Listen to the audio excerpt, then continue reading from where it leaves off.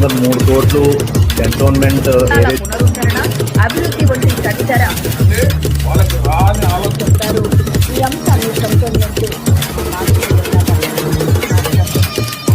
Very good afternoon to all of you.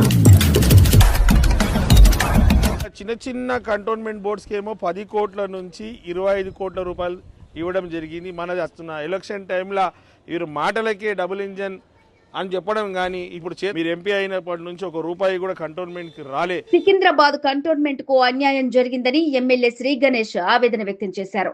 Grant in aid కేటాయింపులపై తక్షణమే పునఃసమీక్ష చేయాల్సిన అవసరం ఉందని కేంద్ర ప్రభుత్వాన్ని కోరారు. జనాభా లెక్కలు, మౌలిక సౌకర్యాల ప్రకారం నిధులు కేటాయించారా అని ప్రశ్నించారు. సుమారు 4 లక్షల జనాభా ఉన్న సికింద్రాబాద్ కంటోన్మెంట్ బోర్డుకు కేవలం 2,80,00,000 కేటాయించడాన్ని ఆయన తీవ్రంగా వ్యతిరేకించారు. ఇది అన్యాయమని, సికింద్రాబాద్ కంటోన్మెంట్ స్థానిక ప్రజలపై వివక్ష చూపుతున్నారని అన్నారు. భారీ జనాభా ఉన్న క్లాస్ 1 కంటోన్మెంట్ కి కేవలం 2,80,00,000 కేటాయించడం అవమానకరమని, ఇది అభివృద్ధిని పూర్తిగా నిర్లక్ష్యం చేయడమే అన్నారు. డబుల్ ఇంజన్ సర్కార్ అని గొప్పలు చెప్పే బీజేపీ నేతలు కంటోన్మెంట్ విషయంలో ఎందుకు స్పందించడం లేదని ప్రశ్నించారు. కేంద్రంలో బీజేపీ ప్రభుత్వం, కంటోన్మెంట్ బోర్డులో బీజేపీ నామినేటెడ్ సభ్యురాలు, మల్కాజ్గిరి పార్లమెంటు సభ్యుడు బీజేపీ పార్టీ అయిన సికింద్రాబాద్ కంటోన్మెంట్ కు అవసరమైన నిధులు ఇవ్వడంలో వివక్ష చూపారని పేర్కొన్నారు.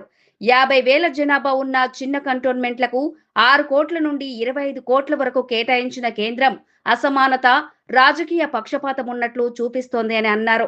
ఈ నిర్లక్ష్యానికి నామినేటెడ్ సభ్యురాలు, మల్కాజ్గిరి పార్లమెంటు సభ్యులు బాధ్యత వహించాలని డిమాండ్ చేశారు. కనీసం 20 కోట్ల రూపాయలు సికింద్రాబాద్ కంటోన్మెంట్ బోర్డుకు తీసుకుని రావాలని ఈటెల రాజేందర్ కు సవాల్ చేశారు. ఇదిలా ఉండగా కంటోన్మెంట్ కు చెందిన ఓఎన్జీఓ సభ్యుడు ఈ విషయంపై స్పందించిన తర్వాత ఎమ్మెల్యే తన వివరణ ఇచ్చి బీజేపీ నాయకుల తీరును ప్రశ్నించారని వార్తలు వినిపిస్తున్నాయి. అంటే ఎవరో స్పందిస్తే కానీ ఎమ్మెల్యే స్పందించరా అన్న అనుమానం ప్రజల్లో తలెత్తుతోంది. నిత్యం ప్రజా సమస్యల పరిష్కారం కోసం పోరాడుతున్నా అని చెప్పే ఎమ్మెల్యే ఈ విషయంలో ఆలస్యంగా ఎందుకు స్పందించారని ప్రజలు ప్రశ్నిస్తున్నారు.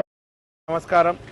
నిన్న డిఫెన్స్ మినిస్ట్రీ వాళ్ళు యావత్ దేశంలో ఉన్న అన్ని కంటోన్మెంట్ బోర్డ్స్కి గ్రాంటీని ఇవ్వడం జరిగింది. అందులో సుమారు 300 కోట్ల పైన వాళ్ళు గ్రాంటీని ఇచ్చారు.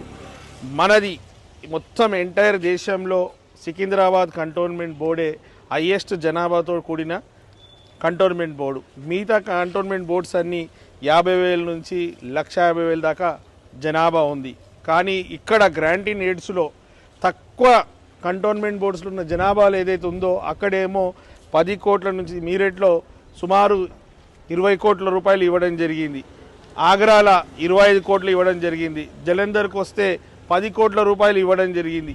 ఇట్లా చిన్న కంటోన్మెంట్ బోర్డ్స్కి ఏమో 10 కోట్ల నుంచి 25 కోట్ల రూపాయలు ఇవ్వడం జరిగింది. మనది అత్యంత ఎక్కువ గల్ల జనాభా గల్ల కంటోన్మెంట్ బోర్డుకి ఏమో 2,80,00,000 ఇచ్చారు. మాటికి ఎలక్షన్ టైంలో బీజేపీ పార్టీ వాళ్ళు మాకు డబుల్ ఇంజన్ సర్కార్ ఇవ్వండి, బ్రహ్మాండమైన డెవలప్మెంట్ చేస్తామన్నారు. ఇక్కడ ట్రిపుల్ ఇంజన్ సర్కార్ ఉంది. కేంద్రంలో బీజేపీ, ఇక్కడ స్థానికంగా ఉన్న ఎంపీ బీజేపీ, ఇక్కడ వాళ్ళు ఎలక్షన్ పెట్టలేదు, నామినేటెడ్ మెంబర్గా బీజేపీ వాళ్ళే ఉన్నారు. ఇక్కడ ట్రిపుల్ ఇంజన్ ఉన్నా కూడా సికింద్రాబాద్ కంటోన్మెంట్ బోర్డుకి అన్యాయం చేశారు.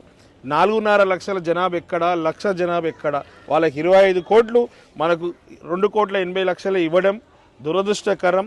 ఈ యొక్క మొత్తం ఎపిసోడ్కి కారకులు ఎంపీ ఈటెల గారు మెంబరే.